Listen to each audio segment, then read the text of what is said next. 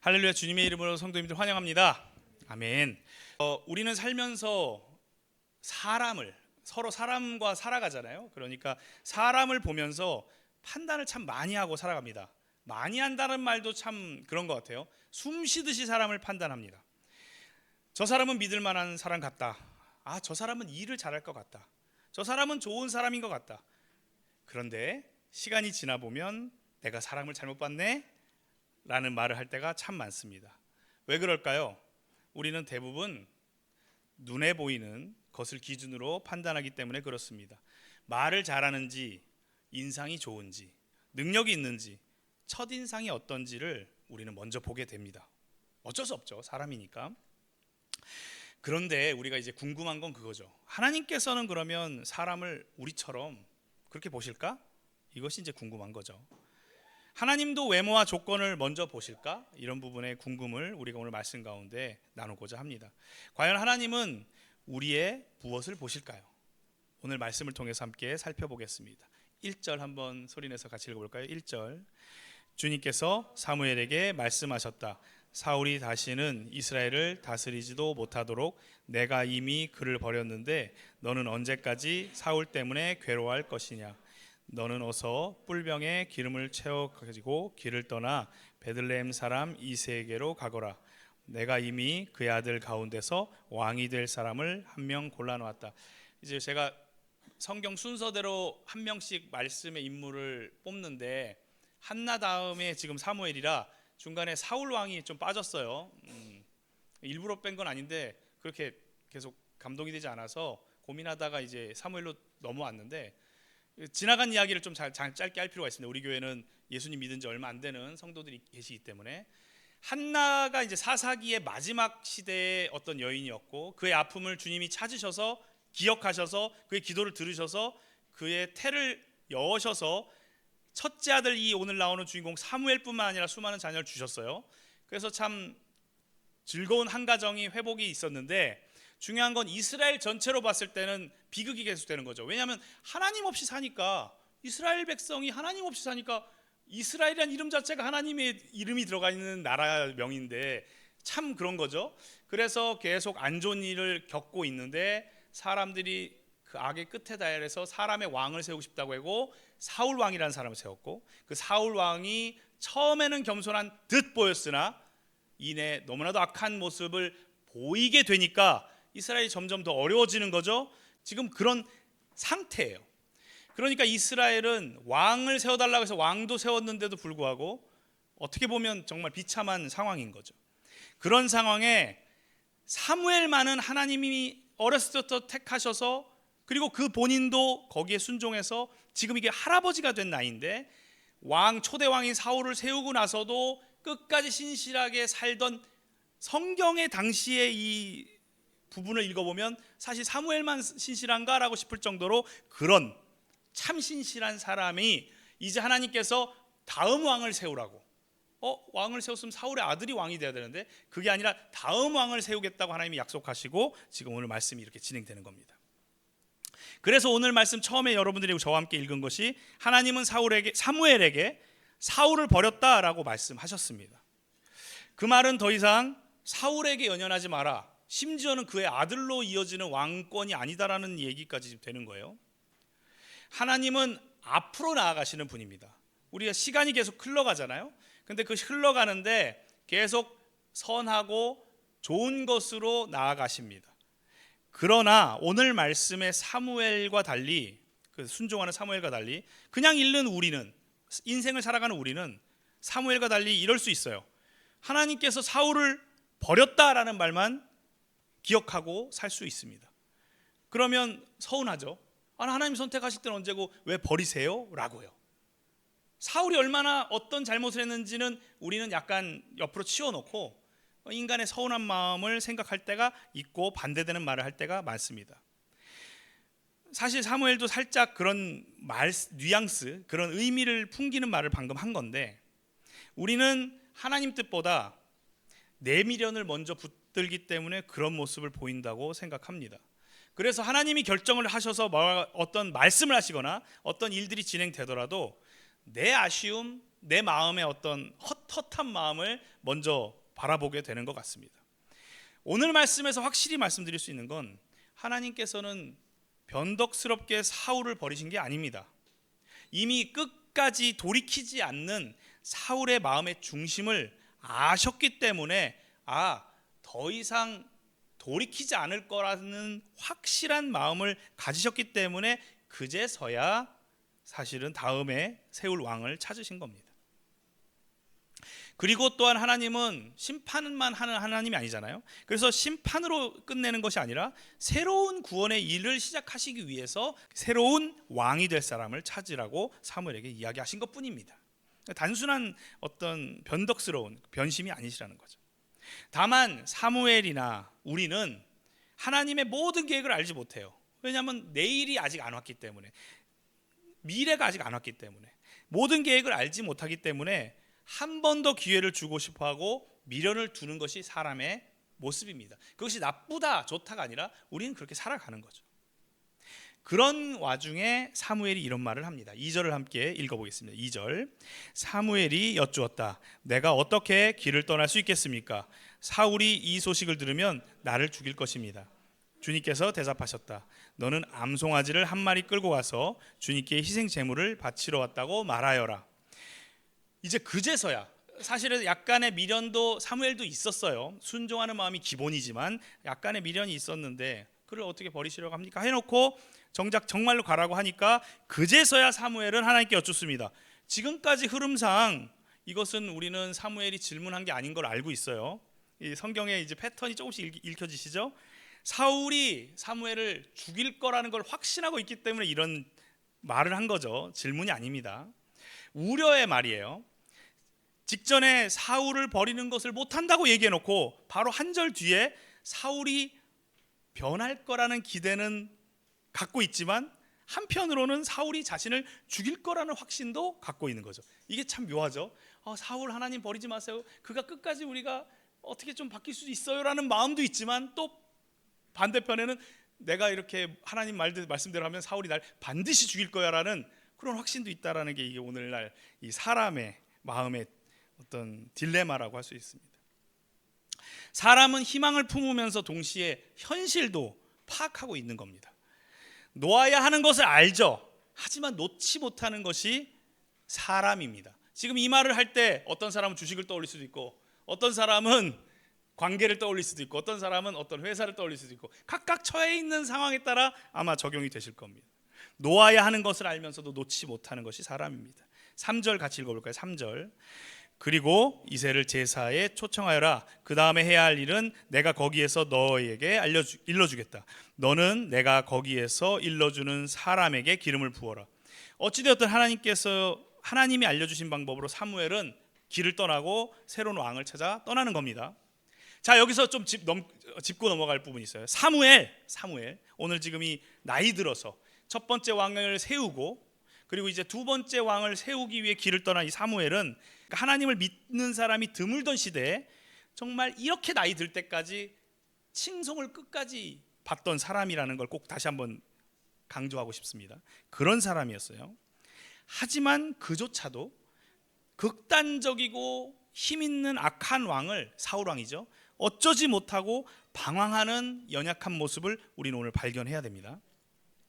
성경에서 가장 존경받는 선지자 중에 한 명인 사무엘, 그 사무엘조차도 하나님이 이 정도 인생을 살았으면 이제 어떻게 흘러가는지 다 알 것 같지만 하나님이 도와주셔야만 온전히 판단할 수 있다는 것을 우리가 꼭 기억하고 다음으로 넘어가기를 바랍니다. 아멘.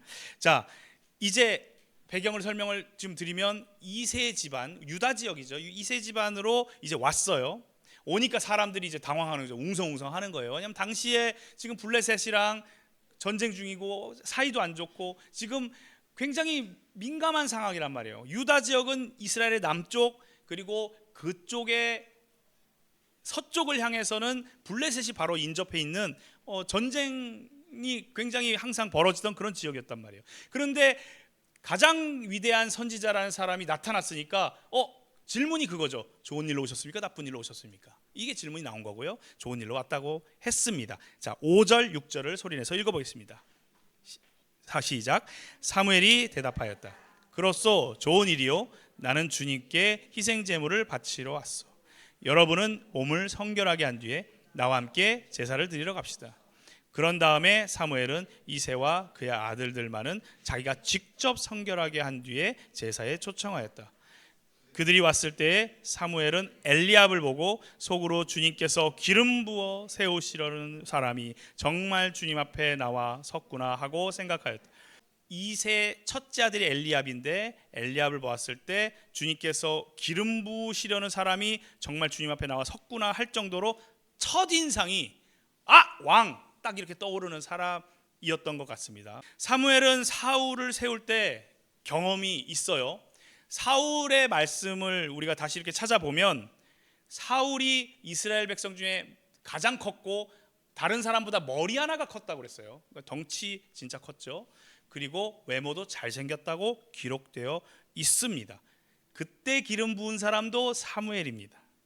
사울 왕의 외모는 누구보다 왕다웠지만 결국 하나님을 떠난 왕이 되었고, 지금 하나님이 떠나시고 하나님도 이제 사울을 떠난 거고 사울은 먼저 하나님을 떠났고, 이런 상황에서 지금 새로운 왕을 세우러 오는데 마치 사울 왕이 왕으로 세워질 때의 단어가 지금 배열이 됐는데 사무엘은 그럼에도 불구하고 왕이다라고 생각을 했다라는 것은 아무리 위대한 선지자라도 사람의 한계가 분명히 있다는 것을 우리는 볼 수 있습니다. 사무엘조차 여전히 외모만 보고 판단을 내리는 모습을 보여줬다. 이것이 오늘 성경에서 말하는 내용입니다. 7절 한번 소리내서 읽어볼까요? 7절 시작. 그러나 주님께서 사무엘에게 이르셨다. 너는 그의 준수한 겉모습과 큰 키만을 보아서는 안 된다. 그는 내가 세운 사람이 아니다. 나는 사람이 판단하는 것처럼 그렇게 판단하지는 않는다. 사람은 겉모습만을 따라 판단하지만 나는 주는 중심을 본다. 아멘.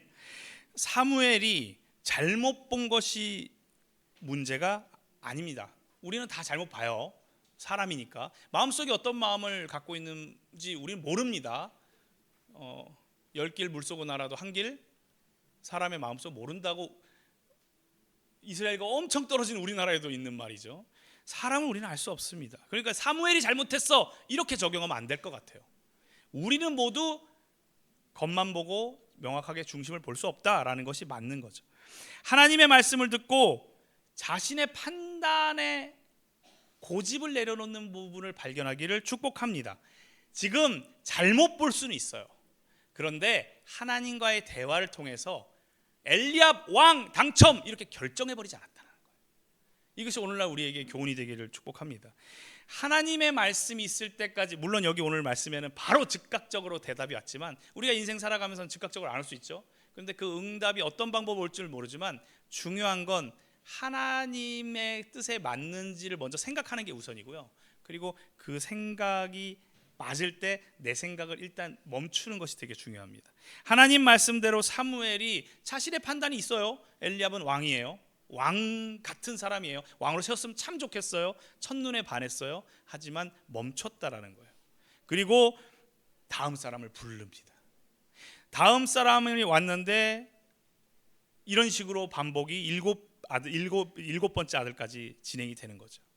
저는 이것을 이렇게 이 내용을 쭉 읽어보면서 묵상하면서 이런 생각을 했습니다. 이것이 믿음이구나. 믿음에 대한 생각을 조금 더 달리 하게 되었어요. 어떤 일이 벌어졌을 때 내 판단을 끝까지 주장하는 것이 아니라, 그리고 내 판단을 하나님께 이렇게 해주세요라고 강압적으로 하나님께 관철시키는 것이 기도가 아니라, 믿음이 아니라 하나님 말씀을 놓고 내가 가지고 있는 기준도 있고 내가 판단한 어떤 결과가 있는데 그 결과를 하나님 말씀 앞에서 수정하는 것이 믿음이구나라는 생각을 해보게 되었습니다. 10절 한번 소리내서 읽어볼까요? 10절 시작. 이런 식으로 이새가 자기 아들 7을 모두 사무엘 앞으로 지나가게 하였으나 사무엘은 이새에게 주님께서는 이 아들들 가운데 어느 하나도 뽑지 않으셨소 하고 말하였다. 이제 우리는 다윗이 8번째 아들인 걸 이제 알게 됐죠. 7명의 형이 지나가고 아무도 여기서 찾지 못했습니다. 그런데 오늘 말씀을 통해서 저는 함께 나누고 싶은 것은, 하나님의 뜻을 찾는 것은 이미 하나님이 보여주신 하나님의 말씀을 기준으로 판단하면서 하나님의 확인을 기도로 받는 그런 과정이 하나님의 뜻을 찾는 모습이고 믿음의 모습이 아닌가, 저는 여러분들과 나누고 싶습니다. 단순히 외모만 볼 것이 아니다라고 하지만 외모만 보는 내 판단 기준에서 다른 부분도 있는가라고 생각하는 기준이 하나님이라는 단어가 추가가 될 수 있는 그런 축복이 저와 여러분들 가운데 있기를 바란다는 말입니다. 마음의 중심에 하나님을 향한 마음이 있는지, 하나님이 우선되는 기준이 내 마음 속에 있는지 점검해 보는 것이 매우 중요한 시대가 되었습니다.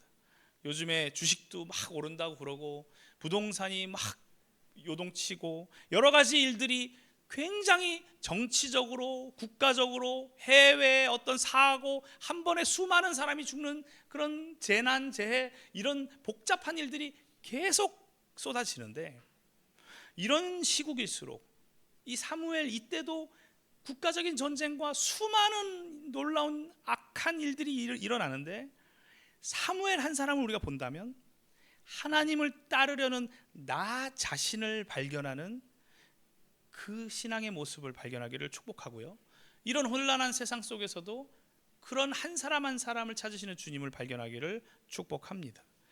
이것을 정리해 보자면, 하나님의 뜻을 찾는 것은 결국 아무 생각 없이 기다리는 것이 아니고, 또 반대로 내 생각을 계속 밀어붙여서 기도할 때마다 하나님 이거 이루어주세요, 하나님 이루어주세요, 이렇게만 하는 것이 아니고, 하나님이 이미 말씀하신 기준으로 내 판단을 계속 수정해 나가는 그런 우리의 모습을 되돌아보기를 축복합니다. 사무엘은 지금 그런 일들이 반복되는 모습이었어요. 그냥 단순히 보면 사무엘조차도 판단이 틀리네, 사무엘조차도 7 아들이 지나갈 때까지 계속 헷갈리네, 이게 무슨 믿음의 사람이야, 이렇게 비판할 수 있지만, 사실은 있는 그대로 보면 우리의 모습을 그대로 볼 수 있고, 하지만 사무엘은 끝까지 자기의 판단의 기준을 고집하지 않고 하나님이 그러시다면 하면서 생각을 하나님 뜻으로 맞췄고, 결국에는 하나님이 준비한 다윗을 찾았다라는 것을 우리가 우리 인생 속에서 발견하기를 축복합니다. 오늘 마지막 7절 한번 읽어볼까요? 7절 소리내서 다시 한번 읽어보겠습니다. 이미 읽었던 이 말씀인데 다시 한번 읽어보겠습니다. 시작. 그러나 주님께서 사무엘에게 이르셨다. 너는 그의 준수한 겉모습과 큰 키만을 보아서는 안 된다. 그는 내가 세운 사람이 아니다. 나는 사람이 판단하는 것처럼 그렇게 판단하지는 않는다. 사람은 겉모습만을 따라 판단하지만 나 주는 중심을 본다. 아멘. 이 겉모습이라는 건 지금 현재의 상태도 포함하는 말이에요. 지금은 멀쩡해 보이지만이란 말도 될 수 있어요. 왜냐하면 엘리압부터 오늘 삼마 이런 아들들이 결국은 블레셋과 전쟁할 때에 하나님을 비웃는 사람들 앞에서 벌벌 떨었거든요. 키도 크고 잘생기고 힘도 센 그들이 하나님 찾을 생각은 전혀 하지 못하고 벌벌 떨 때, 아직 나이도 되지 않고 키도 크지 않은 다윗은, 그래서 군대의 징집 대상도 안 돼서 보급품 가지러 갔던 다윗은 오히려 하나님 붙들고 나 가서 싸우겠다고, 그래서 그 위대한 골리앗과 다윗과 골리앗의 그 사건이 일어나는 거거든요. 그 사건의 배경에는 이런 일들이 있는 거예요. 지금 현재는 제가 가장 커 보이는 것들, 여러분들 주변에 있을 줄 압니다. 내가 끝까지 포기하지 못하고 믿는 것들이 있어요. 어떤 분은 건강이 될 수 있습니다. 나 영원히 건강할 거야. 어떤 분에게는 돈이 그렇게 될 수도 있어요.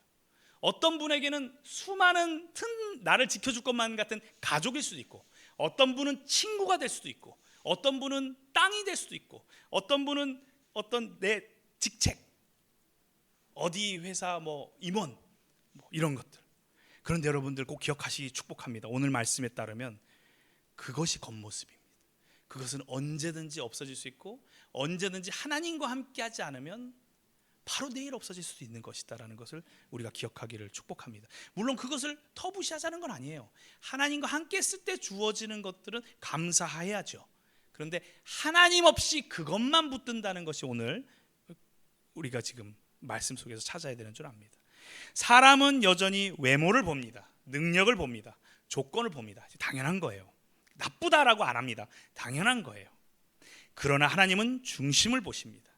그러므로 오늘부터 우리가 먼저 물어야 할 질문은, 저 사람은 어떤 사람일까? 이 일은 오늘 성공할까 말까? 이런 것이 아니라 나는 어떤 기준으로 사람을 보고 어떤 기준으로 세상에 흘러가는 것을 보지? 라고 우리가 생각하기를 축복합니다. 중요한 건 오르고 내리는 것, 흥하고 쇠하는 건 우리는 모른다라는 것이 우리가 인정하기를 축복합니다. 하나님이 지금도 중심을 보고 계신다, 이 뜻은 뭔가 하면 하나님은 다 알고 계시다라는 거죠.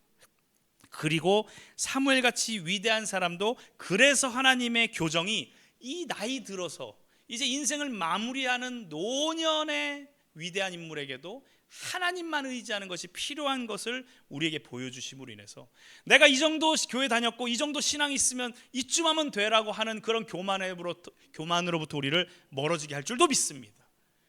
이렇게 위대한 생활을 오랫동안 한 사람조차도 하나님과 동행하면서 하나님께 여쭤보는 이 모습을 우리의 삶에 새기기를 축복합니다. 사무엘조차 하나님의 기준을 매일같이 갱신하는 이 모습을 오늘 말씀에서 발견했습니다. 그러므로 우리는 어떻게 살아야 할까요? 어떻게 해야 될까요? 사무엘이 우리에게 보여준 하나님 안에서 교정받는 것처럼 살기를 축복합니다. 이 교정이라는 것이 내가 제한받고 내가 간섭받고 이런 것이 아니죠.